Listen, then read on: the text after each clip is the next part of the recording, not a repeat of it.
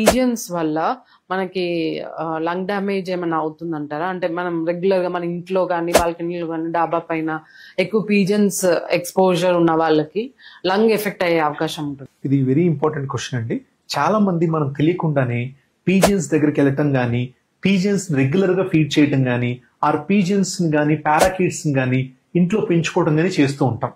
So దీనివల్ల ఏంటంటే ఆ పీజియన్స్ డైరెక్ట్ గా మీకు ఏం ప్రాబ్లం క్రియేట్ చేయకపోయినా వాటి ఫెదర్స్ నుంచి వచ్చే ఎలర్జిక్ ప్రోటీన్ కానీ, ఆర్ వాటి డ్రాపింగ్స్ నుంచి వచ్చే ఎలర్జిక్ ప్రోటీన్, ఫీసెస్ నుంచి వచ్చే ఎలర్జిక్ ప్రోటీన్ కానీ మీకు ఎయిర్ లో మిక్స్ అవుతుంది. సరౌండింగ్ ఎయిర్ లో ఆ సరౌండింగ్ ఎయిర్ లో మిక్స్ అయినప్పుడు మీకు ఆటోమేటిక్ గా ఆ ఎయిర్ అనేది మీరు ఇన్హేల్ చేసినప్పుడు లంగ్ కంటిన్యూస్ గా ఇరిటేట్ అవుతుంది.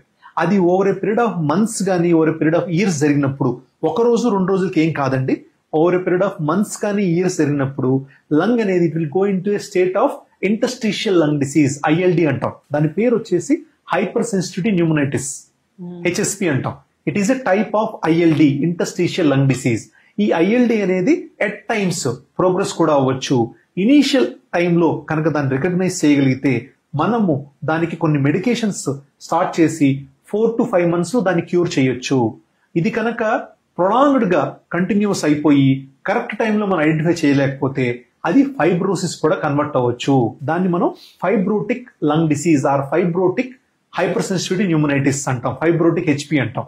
దీనికి లిమిటెడ్ ఆప్షన్స్ ఉన్నాయి. ట్రీట్మెంట్ అనేది వెరీ మినిమల్ గా ఉంది.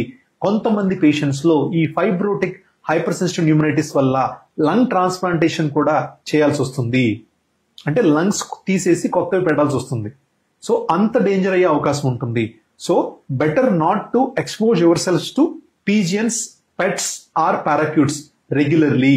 చెప్పినట్టు ఇప్పుడు ఈ ఫైబ్రోసిస్ అవన్నీ ఇమీడియట్ గా వాళ్ళకి ఎఫెక్ట్ కనిపించకపోయినా యాజ్ ఏజ్, ఒక ఏజ్ వచ్చేసరికి వాళ్ళకి కంటిన్యూస్ గా దగ్గటము, తుమ్మడము, ఎలర్జీస్ వస్తుంటాయి. మనమేమో ఏజ్ వల్ల వచ్చింది అనుకుంటాం కానీ బట్ వాళ్ళ బ్యాక్ హిస్టరీ తీస్తే they might have had exposure to pets కానీ ఇట్లాంటి హిస్టరీ ఉండొచ్చు. సో ఇవన్నీ వాళ్ళు కేర్ తీసుకుంటే బెటర్.